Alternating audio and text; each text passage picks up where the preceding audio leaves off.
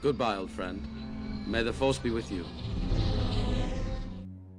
Welcome to I Am Your Target Demographic. I'm going to do my best to explain to you one of the most popular science fiction fantasy franchises of all time, Star Wars. This will be very basic for those of you that already know Star Wars, but hopefully it's a good primer for those of you that don't know anything about this franchise.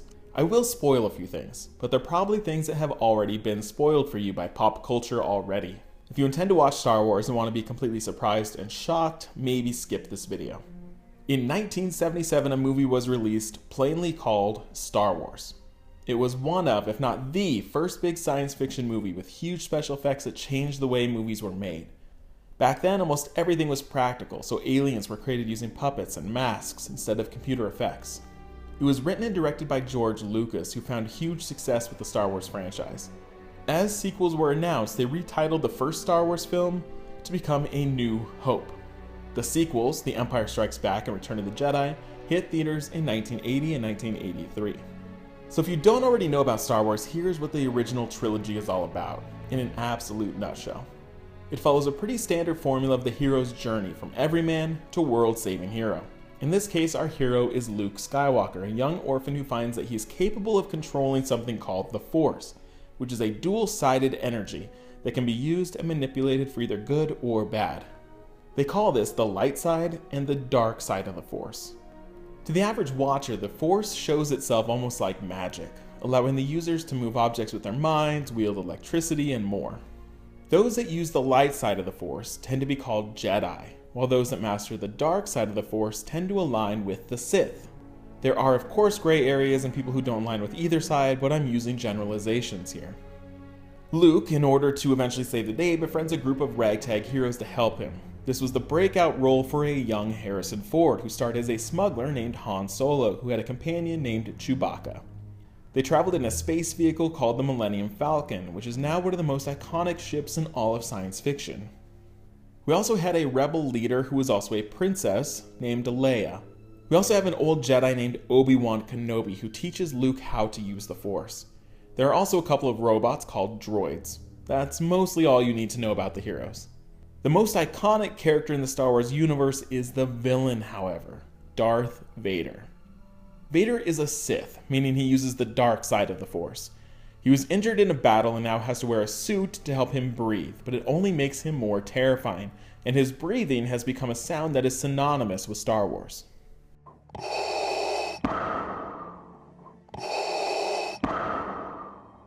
Again, we're going to spoil some stuff here, but it's probably been spoiled for you already. It turns out that Vader is Luke Skywalker's father.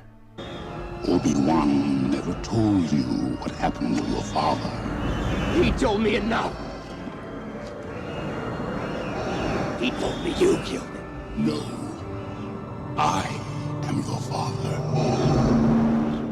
This means their eventual fight will be both violent and emotional. Vader follows orders from the Emperor of this corrupt government. They plan to build a giant ship that can destroy planets, called the Death Star. This is what Luke is trying to stop. I won't spoil all the details of this adventure in case you did want to check it out. Now, back in the late 70s and early 80s, people fell in love quickly with this franchise and they wanted more. Something called the Star Wars Expanded Universe was created, where hundreds of books were written that expanded the story. Origins were told of characters that were only glimpsed in the movies. Sequels were written, prequels were written. A huge, extensive universe was created. There were video games, novels, television specials, all sorts of things, all branching off from this mythology that George Lucas created. In the mid-1990s, these films started to be re-released with updated visuals.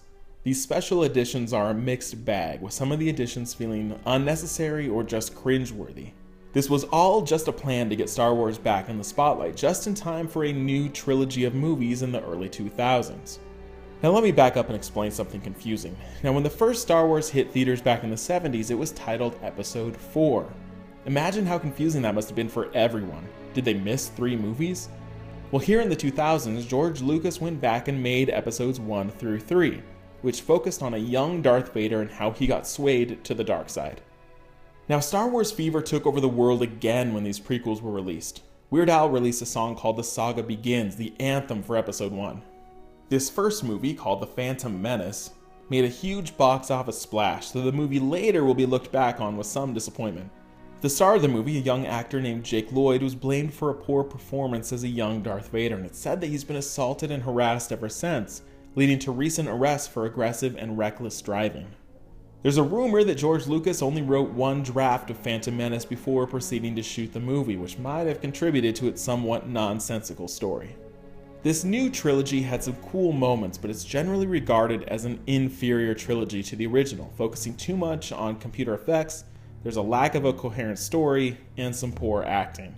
In 2012, it was announced that Disney purchased Lucasfilm and the rights to Star Wars for $4 billion. They immediately announced a new trilogy of films, starting with The Force Awakens in 2015, as well as standalone movies that would help flesh out this universe.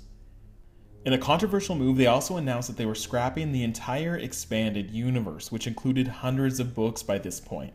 Now, this made sense so that they had creative freedom to go in whatever direction they chose, but it also made all of those books now irrelevant. The Force Awakens, episode 7 in the series, was a huge success. There also has been success with television shows called The Clone Wars and Rebels, which connect the dots between the prequel trilogy and the original trilogy. With Disney at the helm, it's expected we'll likely get a Star Wars movie every year until, well, probably forever, or at least until Star Wars stops making money. In terms of pop culture relevance, there's even a few phrases and quotes that get used often. You'll hear the phrase, "May the Force be with you," used often, which even prompted a Star Wars holiday on the 4th of May, where people will say, "May the 4th be with you." You'll also hear quotes from the iconic character Yoda, who was a Jedi who taught young Luke, who spoke in an erratic style yet evoked incredible wisdom. All right, I'll give it a try. No. Try not. Do. Or do not. There is no try. The music of Star Wars is also very famous, with a score composed by John Williams.